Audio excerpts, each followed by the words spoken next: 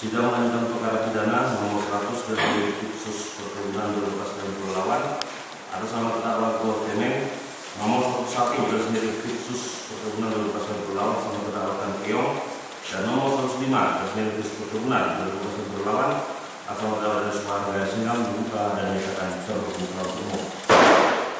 Baik, silakan terdakwa.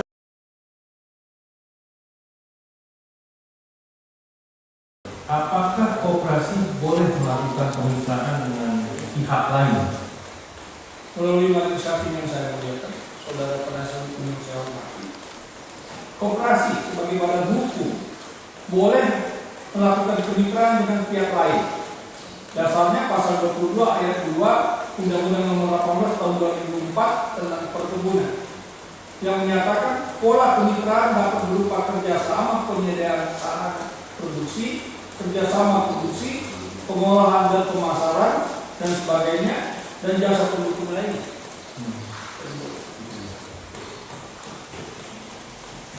Apakah suatu persoalan terbatas yang menjadi mitra berarti itu dapat dikenakan pelanggaran pasal 46 ayat 1 Undang-Undang Perkebunan karena perusahaan terbatas menjadi mitra tersebut itu tidak memiliki izin usaha perkebunan? Melalui majelis hakim yang saya muliakan, saudara penasihat hukum yang saya hormati, menurut pendapat hukum saya, suatu persoalan terbatas yang menjadi mitra dalam kemitraan usaha perkebunan tidak dapat dikenakan tindak pidana berdasarkan pasal 46 ayat 1 Undang-Undang Nomor 18 Tahun 2004 karena berkewajiban mempunyai izin usaha perkebunan adalah koperasi yang berkedudukan sebagai perusahaan perkebunan, bukan perseroan terbatas sebagai mitra. Jadi menurut saya koperasi paling mempunyai izin, bukan mitra.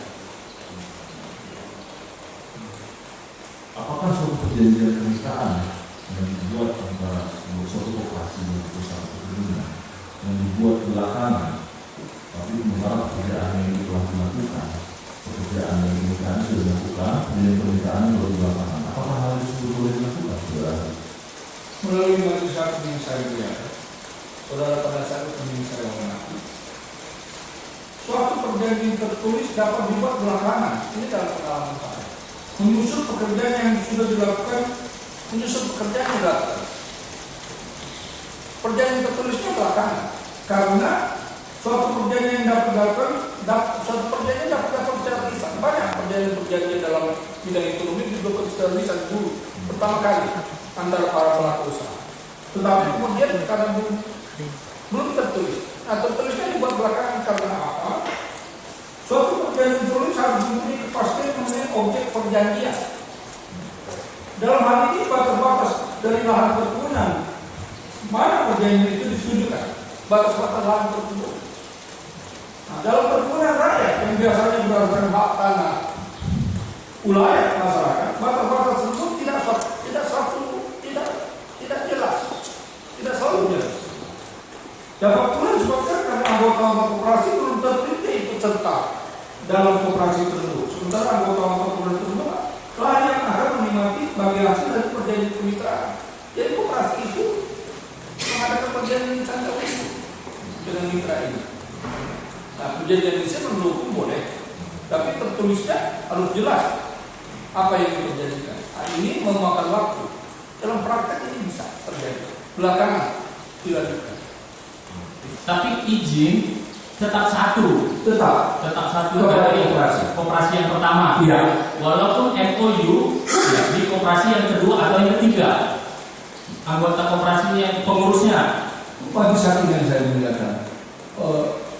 Jadi biar pengurusnya tiga-tiga, di koperasi itu tetap satu, tidak ada koperasi 1, koperasi 2, koperasi 3, tidak ada. Ini pada hukumnya tetap satu. Tetap satu. Iya. Tidak perlu mengurus izin. Tidak. Yang terbaru. Tidak. Ya. Baik. Dalam pasal 46 dan seterusnya tentunya di dalam ketentuan pidana ini, di sini dalamnya menyebutkan unsur yang pertama itu adalah setiap orang. Ayat 1 juga setiap orang, Iya. ayat 2 juga setiap orang, Iya. ayat bisa juga setiap orang juga. Iya. Nah, menurut ahli, seperti saya sampaikan tadi ya, Iya. setiap orang dalam hal ini apakah memang dapat dimaknai subjek hukum pada umumnya, yaitu orang dan badan hukum. Iya, iya. Demikian ya. Maksudnya tidak pengertian orang ini tidaklah kaku menuju kepada orang selaku manusia. Tidak. Bisa Demikian. juga menunjuk pada hukum sebagai orang. Badan hukum ya, saya dapat dipersamakan seperti orang. Iya. Berdasarkan permentan, Iya. wajib tidak memiliki izin usaha perkebunan. Melalui majelis hakim yang saya muliakan, saudara penuntut umum yang saya hormati, sebagai perusahaan perkebunan wajib mempunyai izin. Wajib memiliki izin usaha perkebunan dalam melakukan kegiatan perkebunan. Iya. Jadi budidaya tanaman perkebunan itu menanam, memeliharanya. Jadi produksinya itu. Tapi mengolahnya ini adalah mengolah hasil perkebunan ini, mengolah, proses mengolahnya menjadi hasil tertentu. Ini beda ya. Yang satu menanam, yang satu mengolah, beda. Nah, tetapi pada ayat 2 Undang-Undang pasal 15 dikatakan bahwa usaha budidaya tanaman Iya. perkebunan sebagaimana dimaksud dalam ayat 1 yang saya bacakan ini merupakan serangkaian kegiatan pratanam, penanaman, Iya. pemeliharaan tanaman, Iya. pemanenan, Iya. dan eksploitasi. Iya. Itu pada ayat 2-nya. Iya. Itu mencakup semua dari usaha budidaya tanaman. Jadi budidaya tanaman dan proses itu menjadi definisi dari yang Bapak penuntut umum membacakan baru lagi. Jadi yang baru itu definisi menanam, mengolah, ini gabungan antara dua itu. Nah, dalam kegiatan dalam undang-undang perkebunan ini tidak ada satu yang saya pelajari di tentara. Iya. Tidak ada satupun yang menyebutkan dapat tidak pidana seperti undang-undang lingkungan hidup itu bisa perusahaan. Nah, apa Iya. dasar saudara? Apa dasar saudara ahli yang menyatakan bahwa perkebunan bisa dilakukan pidana di sini? Karena menurut saya orang itu ada menurut ini juga termasuk badan hukum. Betul. Jadi badan hukumnya lah yang kalau PT itu badan hukumnya lah yang dihukum, Oke, bukan orangnya. badan hukum yang hukum. Iya. Seperti undang-undang lingkungan hidup bisa ada pencabutan usaha Iya. atau Iya. ganti rugi, penggantian, Iya. kerusakan yang telah ditimbulkan atau lain sebagainya. Tapi di undang-undang ini tidak diatur. Jadi ancaman hukuman apa yang bisa kita laksanakan terhadap badan hukum kalau misalkan badan hukum yang kita Pidana denda. Pidana itu. Pidana denda. di pasal 46 yang diurus setiap orang itu. Iya, jadi kalau ada hukum acara hukum pidana, itu pidana denda pidana. Nah, pertanyaan saya, apabila kalau di pelaku objek adalah perseorangan, Iya. pidana denda tidak dilaksanakan diganti dengan Andai pidana. kata objeknya orang, person, ini lain bedanya. Ya. Tapi dalam kasus ini, saya berpendapat ini bukan orang, tapi pada hukumnya PT-nya. Iya, Pak. Iya. Misalkan seperti ini, dalam objek hukumnya adalah orang, perseorangan, dia juga dikenai denda. Oke, dalam pasal undang-undang ini Iya. juga dikenai denda. Apabila dia tidak menjalankan denda tersebut, diganti dengan subsidi, entah kurungan atau apa. Nah, apabila suatu perusahaan misalkan dihukum dengan denda 1 miliar, misalkan Iya. tidak dia laksanakan, apa yang kita laksanakan terhadap dia? Apa? Konsekuensinya apa? Gitu. Dia bisa dicabut izin usahanya. Ya, tetapi di undang-undang ini tidak diatur, Prof. Di undang-undang ini itu tidak disebutkan gitu Ini loh. kan yang mengaturnya itu kan badan hukumnya itu, PT-nya itu, bukan orangnya. Jelas ini. Iya, tetapi unsurnya setiap orang, Prof. Dan Iya, jadi Prof sendiri tadi mengatakan bahwa penafsiran saya, maafkan saya, jaksa penuntut, penafsiran saya, orang ini termasuk badan hukumnya. Jadi yang ditafsirkan orang itu adalah badan hukum. Karena PT-nya yang bergerak, bukan orang-orang pribadi, bukan.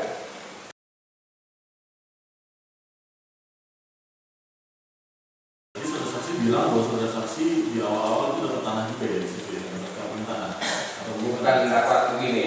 Nah, ya, sedikit. Waktu itu saya sebagai kepala desa dan sebagai pengurus untuk masyarakat, saya memang mau dikasih, dikasih ke KPA sebagai imbalan urus malah sebagai kepala desa dan saya tidak orang di situ kan. siapa yang ngasih itu? Itu dari itu ya dari pemuka masyarakat kepada gitu kan. Para ini kalau di payah saudara Nah, Kemungkinan. Ya kemungkinan kan gitu lah, ibaratnya saya sebagai seorang kepala desa, Mungkin saksi yang pasti. nah yang pasti begitu lah Pak. Memang saya diberi, nah, katanya ada Bapak dikasih sebanyak 3 kapling untuk kepala desa. Saya bilang saya tidak minta, saya kalau memang dikasih saya terima. Ada begini, jadi dulu kami itu kan, kita namanya orang di mengurus ini, dari kami orang di semua pendidikan. Tujuan kami itu perusahaan yang mengerjakan itu semua, dan biayanya kan perusahaan juga. Kami kan tidak mau terlibat manual. Jadi didampingi oleh orang koperasi, jadi semuanya koperasi mendampingi masalah bikin kalau pimpinan ini kan, itu didampingi semua dari koperasi semua yang bikin menandatangani semua kan.